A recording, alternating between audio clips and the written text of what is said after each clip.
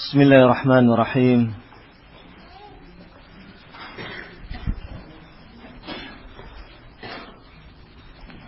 Innal hamdalillah nahmaduhu wa nasta'inuhu wa nastaghfiruh wa na'udzu billahi min shururi anfusina wa min sayyiati a'malina. May yahdihillahu fala mudilla lahu ومن يضلل فلا هادي له أشهد أن لا إله إلا الله وحده لا شريك له وأشهد أن محمدا عبده ورسوله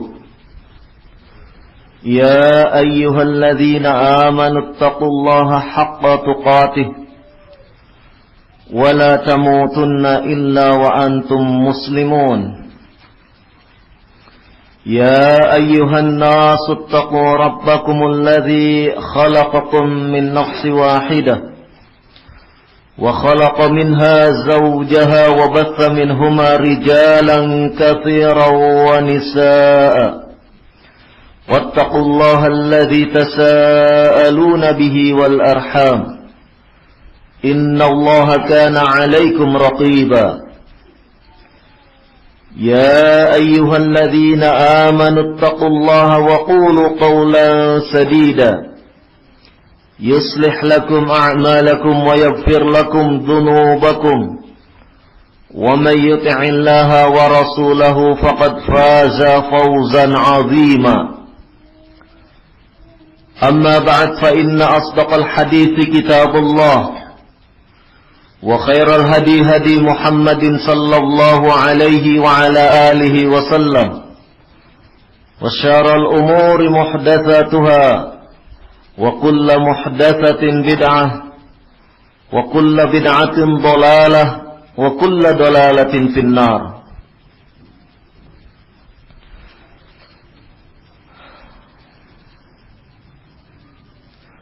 إخوة في الدين أعزكم الله. Alhamdulillah, syukur kita panjatkan kepada Allah Subhanahu wa ta'ala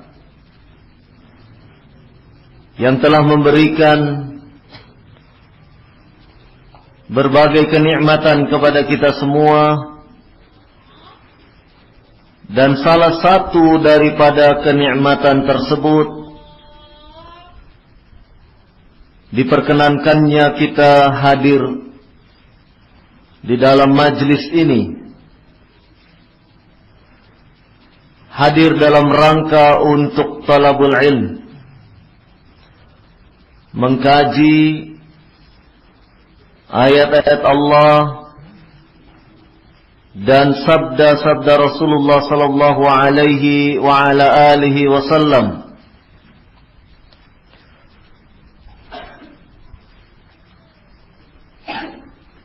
Mudah-mudahan apa yang kita lakukan ini termasuk dalam kategori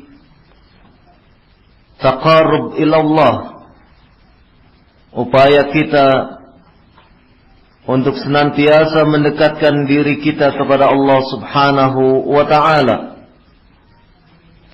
Mudah-mudahan apa yang kita perbuat ini merupakan bahagian dari ibadah,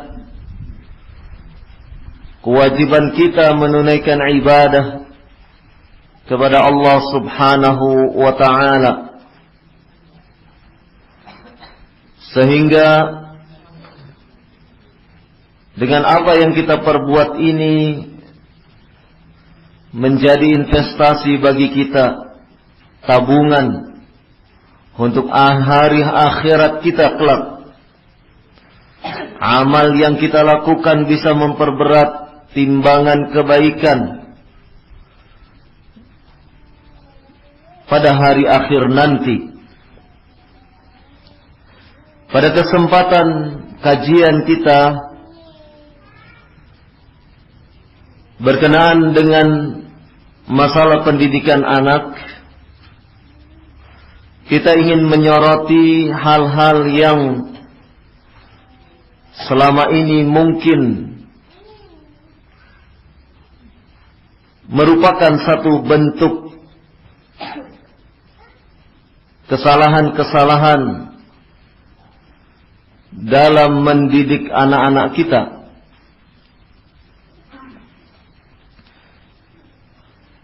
Sebab dengan kita memahami beberapa kesalahan-kesalahan, setidaknya kita bisa membekali diri untuk tidak terjatuh atau melakukan perbuatan yang demikian ini. Dengan kita mengetahui bahwasannya cara-cara yang ditempuh tersebut tidak sesuai dengan apa yang digariskan oleh Allah dan Rasul-Nya, maka kita harus berusaha untuk merubah cara ataupun sistem metode yang dilakukan selama ini.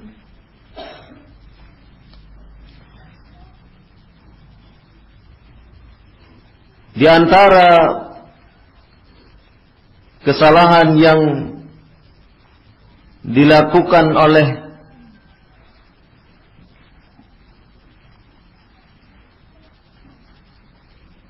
orang-orang yang berkecimpung di dalam dunia pendidikan, yaitu bahwasannya melihat anak didik itu berdasarkan cara pandang ataupun berdasarkan kerangka berpikir orang-orang dewasa, sehingga kadang-kadang ada beberapa orang tua yang melakukan bentuk protes ataupun mungkin memberikan masukan terhadap materi-materi yang diberikan kepada anak-anak. Yang demikian ini karena melihat ataupun memandang apa yang diberikan, pelajaran yang diberikan seakan-akan hanyalah bersifat membuang-buang waktu, ataupun mungkin dianggap pelajaran tersebut tidak terlalu penting.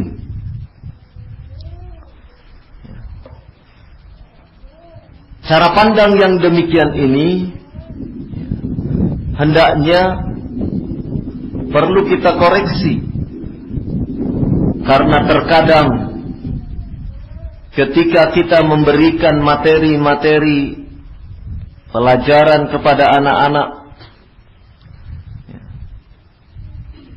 kadang orang tua dari si anak itu belum bisa menerima, belum bisa melihat sejauh mana pengaruh daripada materi yang diberikan. Satu contoh misalnya, ada materi, kalau saya menyoroti misalnya dalam pendidikan anak, ada materi mencium, membau misalnya, untuk anak umur 4 tahun, 5 tahun. Sebagian orang tua, kenapa harus diajarkan kepada anak yang seperti ini? Toh nanti juga dia bisa mencium atau membau sesuatu berdasarkan apa yang dia lakukan. Hal demikian bisa benar, tetapi pengalaman kita bahwasannya mengajarkan apa yang dilakukan kepada anak, yaitu dalam bentuk mencium, membau, mengenal bau-bau tertentu, itu adalah ada tujuan-tujuan tertentu. Bukan semata-mata membau mencium bau buah nangka misalnya, atau buah durian, atau buah apa lagi. Tetapi yang lebih penting daripada itu, ketika anak diperkenalkan, dikaitkan dengan masalah ibadah, karena para ulama sendiri sudah membahas tentang kriteria misalnya najis. Para ulama membuat kriteria berdasarkan hadis-hadis yang sahih yang ada, untuk mengkategorikan sesuatu itu di situ ada najis ataukah tidak, melalui warnanya, melalui rasanya, dan yang terakhir melalui baunya. Sehingga konteks mengajarkan mencium atau membau adalah dalam konteks untuk si anak dikenalkan, dikenalkan tentang bagaimana kaidah para ulama dalam memberikan kategori bahwasannya pakaian ataupun kain tersebut masih ada najisnya, atau air ataupun apa yang digunakan untuk bersuci. Maka kalau kita hanya melihat dari sisi bahwasanya mencium membau sekedar itu, mungkin akan terasa nilai pendidikan pengajaran itu tidak memiliki arti. Karena toh nanti anak bisa dengan sendirinya tahu buah nangka, dia akan mencium buah nangka sendiri. Tahu buah durian, dia akan mencium buah durian itu seperti ini. Tetapi proses pembelajaran untuk kemudian dikaitkan dengan pelajaran-pelajaran diniyah, terutama dalam masalah fikih misalnya, itu yang harus kita pahami ke arah sana. Maka cara pandang kita sebagai orang tua, kerangka berpikir kita sebagai orang tua ataupun orang dewasa tidak bisa kemudian diterapkan untuk cara pandang atau kerangka berpikir itu kepada anak-anak. Karena cara berpikir anak-anak tentu akan berbeda dengan kerangka ataupun cara berpikir orang tua. Oleh karena itulah kita harus benar-benar memahami bahwasannya di dalam pendidikan anak-anak kita harus benar-benar diarahkan kepada faktor-faktor diniyah, kepada faktor-faktor yang akan menjadikan mereka cenderung untuk mengutamakan kepentingan-kepentingan Islam dan kaum muslimin. Bukan kemudian menjadikan mereka atau mengarahkan, membimbing mereka kepada hal-hal yang sifatnya keduniaan, hanya bergumul dengan hal-hal sifatnya keduniaan. Karena yang demikian ini akan membahayakan dari anak itu sendiri. Satu hal yang perlu diketahui oleh para pendidik ataupun oleh orang tua, bahwasannya inti daripada pendidikan, salah satu dasar asas pendidikan itu, kesalahan daripada orang tua memberikan pendidikan itu dengan tidak memberikan teladan yang baik. Tidak memberikan teladan yang baik.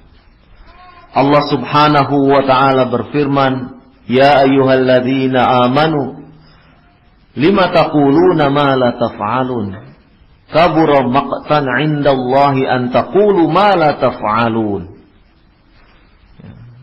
Sebagaimana tertera di dalam surat As-Saff ayat kedua dan ketiga. Allah Subhanahu wa ta'ala berfirman, ya ayyuhalladzina amanu, wahai orang-orang yang beriman, lima taquluna ma la taf'alun. Mengapa kamu mengatakan sesuatu yang tidak kalian perbuat? Kabura maqtan 'indallah, amat besar kebencian di sisi Allah. Antaqulu ma la taf'alun, kalian mengatakan sesuatu yang tidak kalian perbuat. Ini menjadi, ayat ini menjadi pedoman bagaimana Allah Subhanahu wa ta'ala sangat tidak menyukai, benci, membenci, memurkai orang yang cuma bisa mengatakan, orang yang cuma bisa berkata, sementara dirinya tidak melakukan perilaku-perilaku yang memberi teladan, memberi contoh. Rasulullah sallallahu alaihi wa ala alihi wasallam adalah figur yang senantiasa memberi contoh. Laqad kana lakum fi Rasulillahi uswatun hasanah. Dan sungguh telah ada bagi kalian pada diri Rasul sallallahu alaihi wasallam uswah hasanah, teladan yang baik, keteladanan yang baik. Ini yang perlu kita perhatikan. Karena asas dari mendidik itu adalah sesuatu yang menjadi teladan bagi anak tersebut. Karena sesungguhnya ketika kita memberikan keteladanan, tidak hanya di depan anak, tidak hanya ketika kita berada di hadapan anak-anak. Karena memberikan keteladanan berdasarkan surat As-Saff ayat 2 dan 3 tersebut, itu artinya ketika kita mengucapkan sesuatu, mengajarkan sesuatu kepada anak-anak, itu berarti kita sendiri yang mengajari anak tersebut harus sudah melakukan perbuatan-perbuatan tersebut.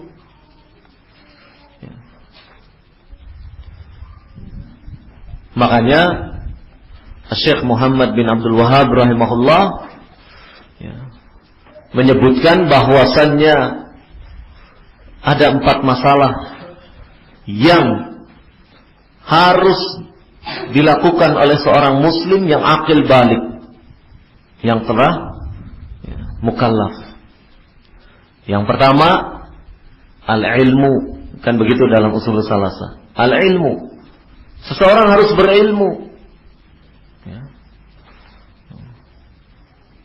Yang kedua, seseorang harus al-amalu bih, mengamalkan ilmu tersebut. Kita perhatikan al-amalu bih, seseorang mengamalkan ilmu yang dia fahami, yang sudah dia pelajari, untuk kemudian dia amalkan. Baru yang ketiga, ad-da'watu ilaihi, berdakwah, menyebarkan ilmu tersebut. Sama ketika kita mendidik pun seperti itu. Sebelum kita mendidik anak kita, sebelum kita mengarahkan, membimbing mereka, yang pertama kali adalah bagaimana kita memahami tentang metode mendidik itu sendiri, memahami tentang manhaj, metodologi pendidikan yang telah diajarkan oleh Rasulullah SAW dan para sahabatnya. Artinya apa? Kita harus berilmu. Baru setelah itu kita mengamalkan apa yang kita fahami dari pendidikan anak tersebut. Nah, ketika kita sudah mengamalkan, baru kemudian kita menyampaikan kepada anak didik kita. Jadi prinsip bahwasannya seorang pendidik itu adalah seorang da'i. Dia harus memiliki ilmu, dia harus mengamalkan ilmu, baru kemudian dia menyampaikan nasihat, menyampaikan ilmu tersebut kepada anak-anak. Nah, manakala seorang pendidik dia belum mengamalkan, bahkan dia tidak mengamalkan, dia hanya bisa memberikan arahan-arahan, tetapi di satu sisi ketika dia tidak di hadapan anak-anak, dia tidak pernah melakukan amalan tersebut, maka Allah Subhanahu wa ta'ala mengancam di dalam surat As-Saff ayat kedua dan ketiga tersebut. Kabura maqtan 'indallahi an taqulu ma la taf'alun. Amat besar kebencian di sisi Allah Subhanahu wa ta'ala kalian mengatakan sesuatu yang kalian tidak perbuat.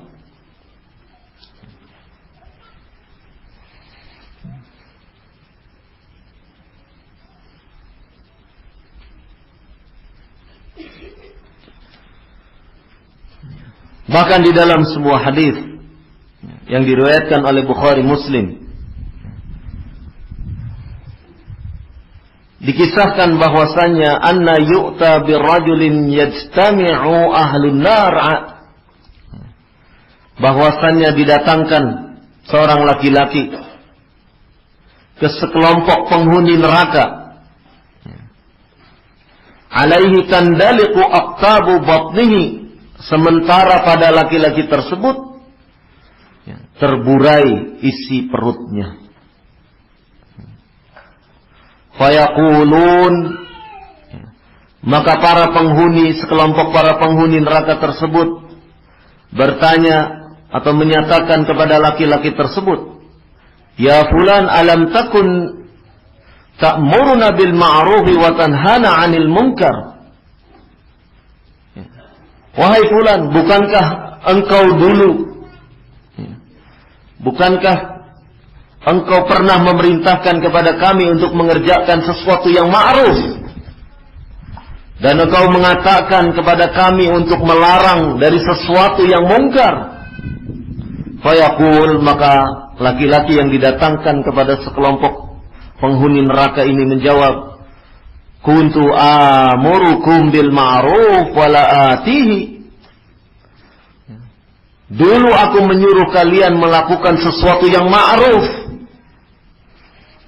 wala atihi, akan tetapi aku tidak mengerjakannya. Wa amurukum bil munkar wa atihi, dan aku memerintahkan kalian untuk tidak melakukan sesuatu yang mungkar, dan kemudian aku malah mengerjakannya. Ini adalah ancaman bagi orang-orang yang hanya bisa memerintah, bagi orang-orang yang sekedar bisa untuk mengucapkan, tetapi dia sendiri tidak melakukan apa yang dia perintahkan atau dia ucapkan. Maka hendaklah seorang pendidik dia benar-benar memberikan keteladanan, memberikan contoh kepada anak didiknya. Karena sesungguhnya manakala seorang pendidik dia bisa menepati apa yang dia katakan, itu akan menjadi sesuatu yang memberikan asar, pengaruh kepada anak didiknya.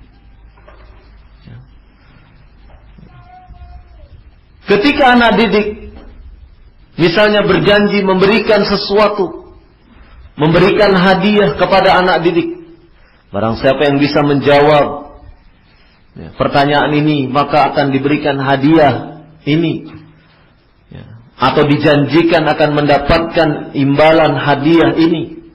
Maka apa yang dia ucapkan harus dipenuhi ketika anak itu bisa menjawab.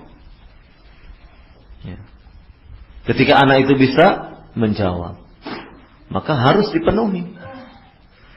Jangan kemudian seorang pendidik beralasan, ya nanti, nanti belum sempat, nanti. Nah, ini berbahaya. Karena akan memberikan asar, pengaruh kepada anak-anak. Wah, abiku tidak bisa dipercaya. Ini berbahaya kalau sudah seperti itu. Karena apa? Karena sikap inkonsisten itu tadi, sikap yang tidak konsisten di dalam berbuat dan beramal, di dalam berkata dan beramal. Intinya harus ada konsistensi. Apa yang dia ucapkan, itu yang dia lakukan. Kalau demikian, anak akan melihat. Anak akan merespon apa yang diperbuat oleh orang tuanya. Nah, kesalahan daripada pendidik biasanya yaitu dia berusaha untuk melakukan satu perbuatan yang dinilai oleh anak-anak bisa dikatakan berbohong. Ini berbahaya. Dan ini sekaligus akan memberikan dampak pembelajaran secara langsung ataupun tidak langsung kepada anak-anak. Oh, kalau sudah berjanji kemudian tidak memenuhi, itu artinya boleh. Jangan begitu. Lah itu yang di sana saja. Misalnya Pak Guru saja misalnya, kemarin janji tapi tidak ditepati, tapi tidak ada wujud daripada janji tersebut. Nah, ini namanya sudah memberikan pembelajaran yang tidak baik. Oleh karena itulah memberikan pembelajaran dengan keteladanan ini sangat ampuh sekali. Rasulullah Shallallahu Alaihi Wasallam ketika akan memasuki kota Makkah, beliau akan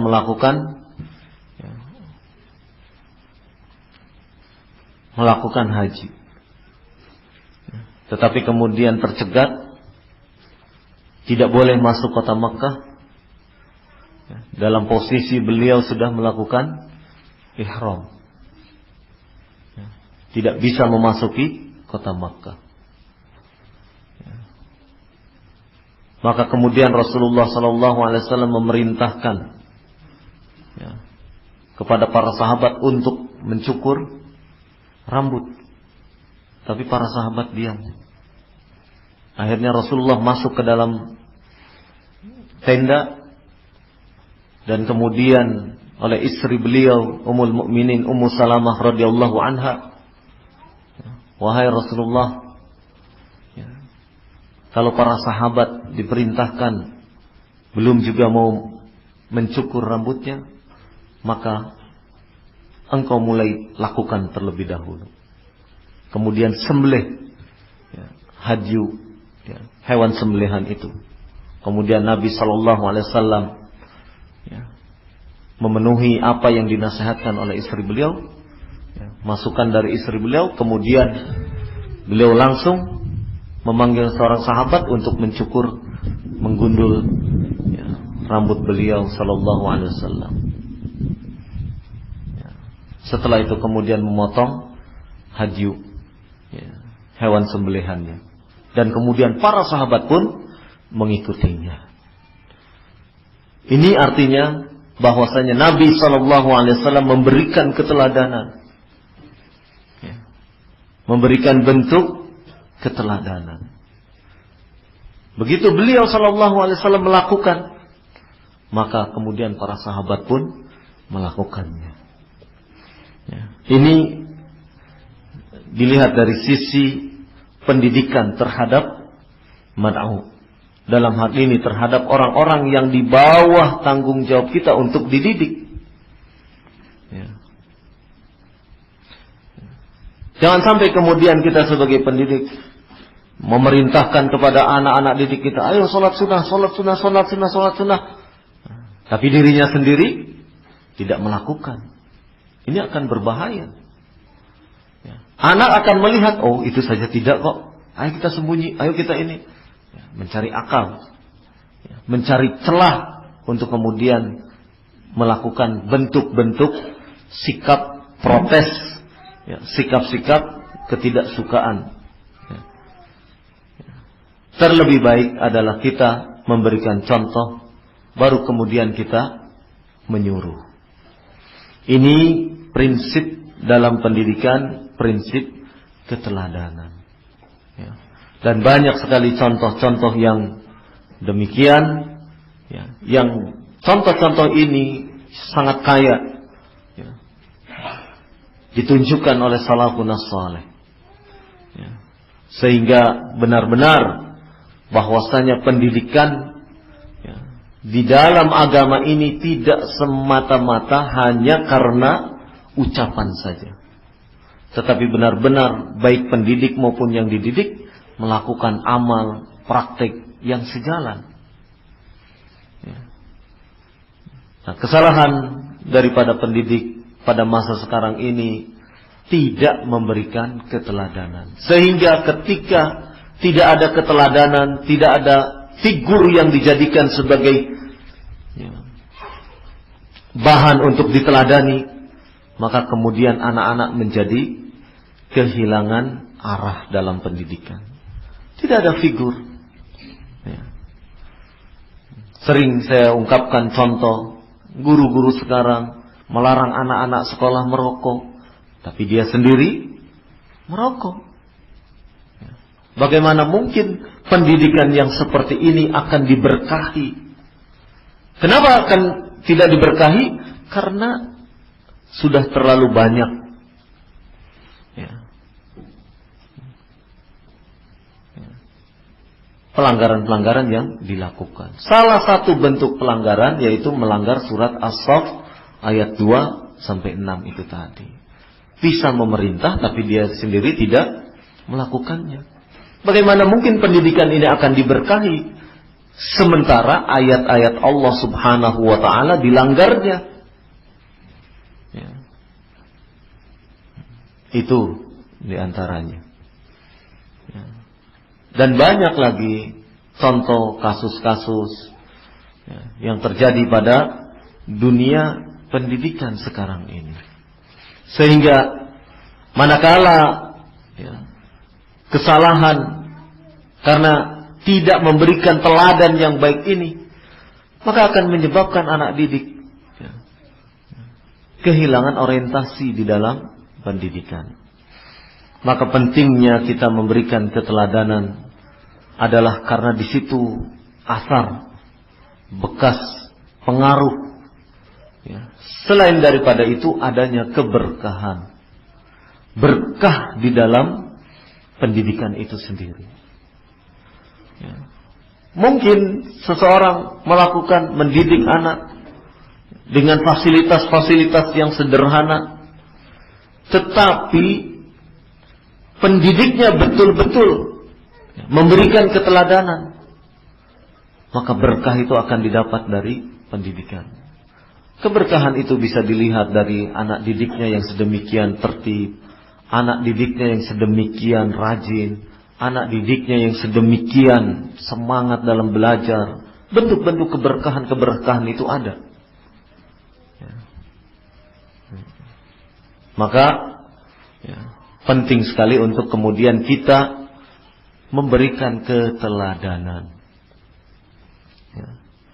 Jangan sampai kemudian kita menunjukkan, ya, melarang anak-anak, ya, kamu jangan marah kepada temanmu, tapi kita sendiri suka marah kepada anak-anak. Nah, ini namanya belum sinkron antara apa yang dia ucapkan, apa yang dia nasihatkan kepada anak-anak, tetapi dirinya sendiri masih melakukan. Ya. Ketika kita melarang anak-anak bertengkar, tidak boleh marah satu dengan lainnya, maka kita sendiri harus memberi contoh bagaimana kita menyikapi anak-anak untuk tidak kemudian memarahi. Ya. Karena setiap kasus tidak mesti harus diselesaikan dengan jalan marah-marah. Bahkan terkadang ada kasus-kasus yang apabila diselesaikan dengan marah-marah, malah kasus itu bertambah buruk.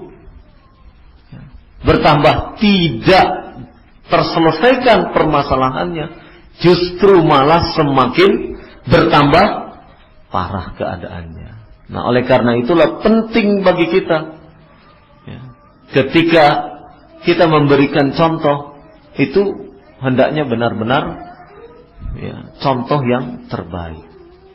Tidak kemudian lantas ketika kita melarang sesuatu kemudian kita sendiri melakukannya. Sebagaimana tadi dalam hadis Bukhari dan Muslim, seseorang didatangkan ke para penghuni neraka, kemudian para penghuni neraka bertanya, bukankah dulu engkau memerintahkan kami berbuat kema'rufan, tetapi engkau sendiri tidak melakukannya? Bukankah dulu kami dilarang untuk melakukan kemungkaran, tetapi engkau malah mengerjakan kemungkaran tersebut? Ini menunjukkan tidak adanya keteladanan antara apa yang dia ucapkan dengan apa yang dia perbuat, itu bertolak belakang. Maka penting sekali bagi kita untuk memberikan keteladanan, sikap-sikap yang terpuji, sikap-sikap yang senantiasa akan dicontoh oleh anak-anak. Karena anak-anak itu cara berpikirnya sederhana saja. Orang dewasa melakukan, dia akan melakukan. Orang dewasa tidak melakukan, dia tidak akan melakukan. Praktis bagi dia.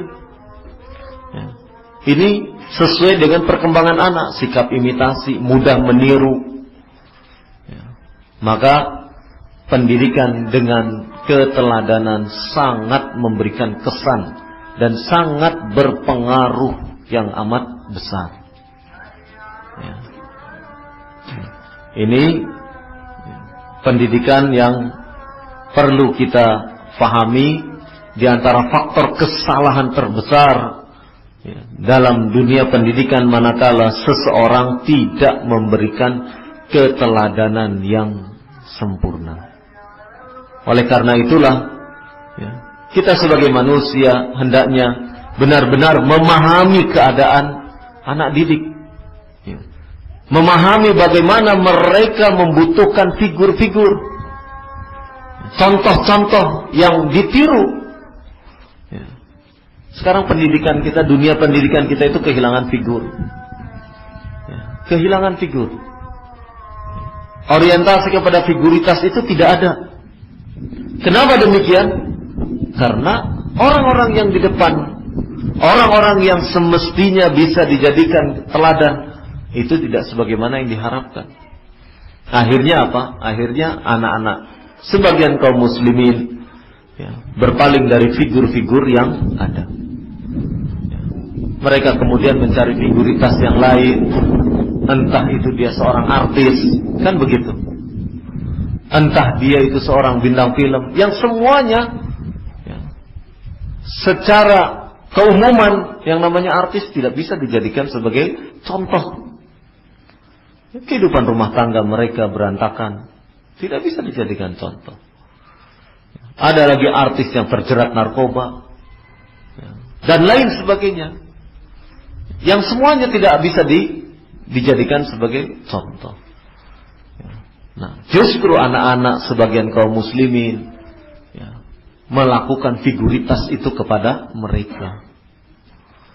Kenapa demikian? Ini sebabnya di dunia pendidikan itu sendiri tidak ada orang-orang yang bisa dijadikan sebagai figur. Sehingga dari figur itulah mereka kemudian mencari-cari. Dan syaitan membawa mereka kepada orang-orang yang tidak benar, yang dijadikan sebagai figur. Wal'iyadzubillah. Maka ikhwah fiddin a'azakumullah, jangan sampai kemudian pendidikan kita tercemari lantaran orang-orang yang justru diharapkan untuk bisa memberikan contoh ternyata tidak bisa memberikan contoh yang terbaik. Penting untuk menyatukan antara kata dengan perbuatan.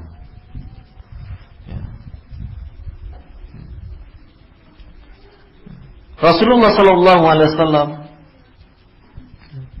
dalam setiap perbuatan Di dalam peperangan, beliau ada di garis terdepan, memberikan contoh. Ya. Dalam masalah jihad, beliau ada ya, di dalam front terdepan, ya, memberikan contoh. Ya.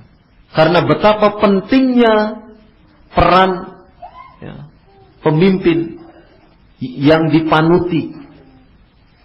Ya.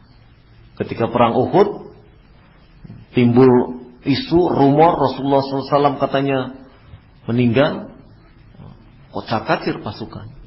Ini menunjukkan betapa pentingnya figur. Baru rumor, baru isu. Ya.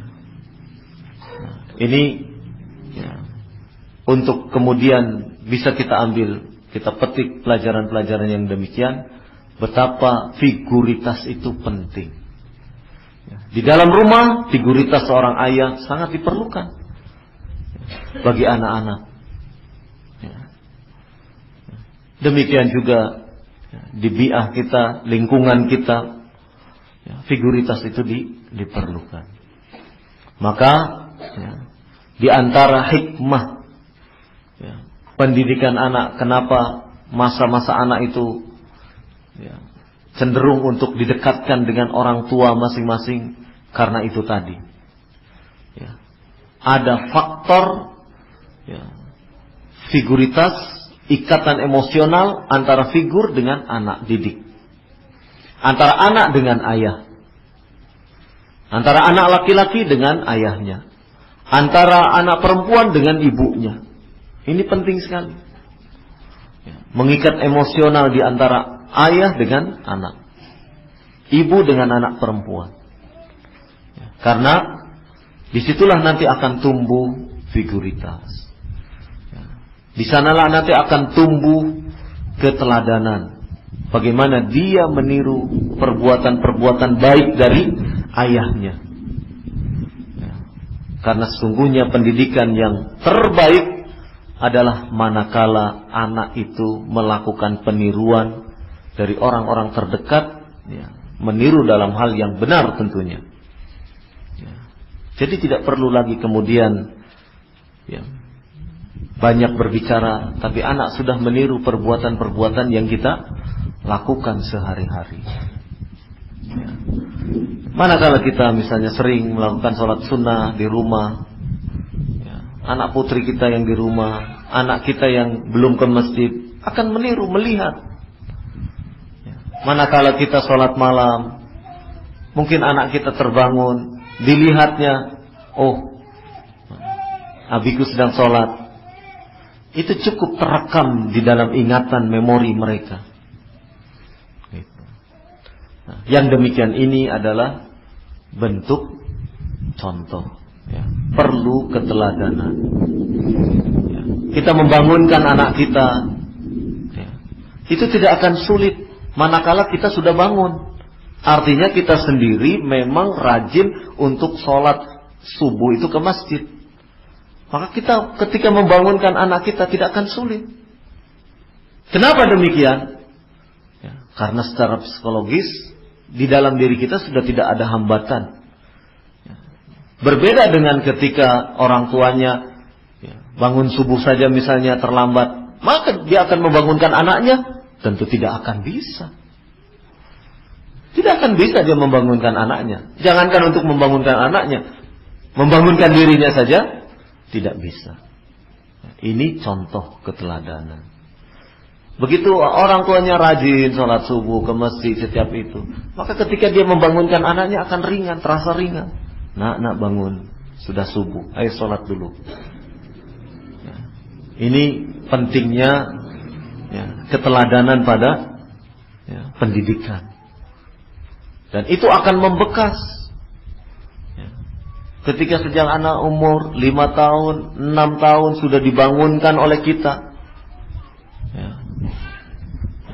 Tapi kita kadang-kadang ada orang tua sayang, anak pagi-pagi udah dibangunkan, udah biar aja lah, toh belum terkena kewajiban ini. Ya masalahnya ini bukan masalah kewajiban atau tidak, ini masalahnya mendidik. Kalau kita mendidik sejak anak itu kecil, sudah dibiasakan oleh kita, maka itu akan biiznillah, ba'dallah, itu akan ringan kesananya. Berbeda ketika sudah besar, pola pikirnya sudah terbentuk, dia akan punya pikiran sendiri. Ini pentingnya pendidikan itu ditanamkan sejak dini. Maka hal-hal yang seperti ini tidak ada lain kecuali dengan keteladanan yang kita perlukan. Anak-anak senang membaca, itu terpengaruh dari pola yang kita lakukan. Manakala kita senang membaca, kita senang membaca di rumah, itu anak-anak akan melihat apa yang kita perbuat. Jadi pengkondisian itu dimulai dari diri kita. Pengkondisian rumah, anak senang belajar, anak senang membaca, anak senang membaca Al-Quran, dari mulai kita.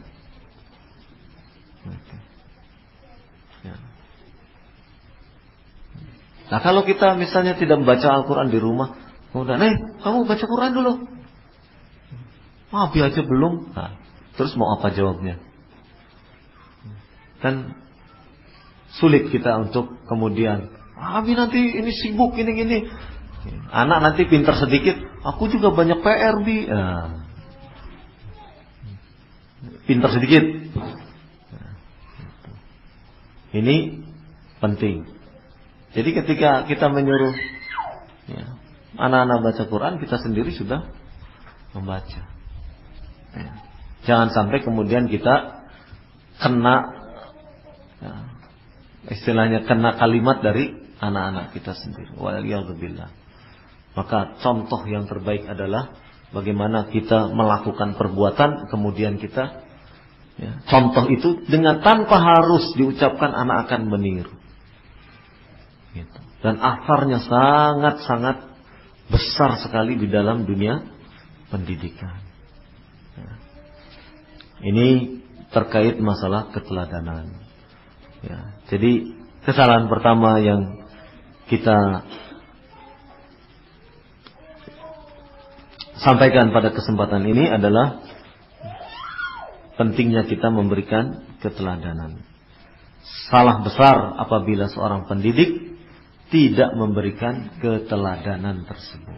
Apakah kita sebagai orang tua, apakah kita sebagai pengasuh di lembaga pendidikan, ataupun yang lainnya. Karena yang demikian ini akan sangat membantu untuk kemudian anak-anak bisa sesuai apa yang kita inginkan. Demikian saja dulu pembahasan kita pada kesempatan siang hari ini. Mudah-mudahan bermanfaat, dan ada beberapa hal dalam pembahasan kita terkait masalah kesalahan-kesalahan pendidikan anak ini. Di antaranya selain tadi tidak memberi teladan yang baik, juga kesalahan lainnya adalah pendidikan sekarang tidak membangun karakter anak yang berkepribadian kepada agama, tidak memiliki karakter untuk hidup beragama, tidak memiliki karakter anak itu bergantung kepada Allah Subhanahu wa taala.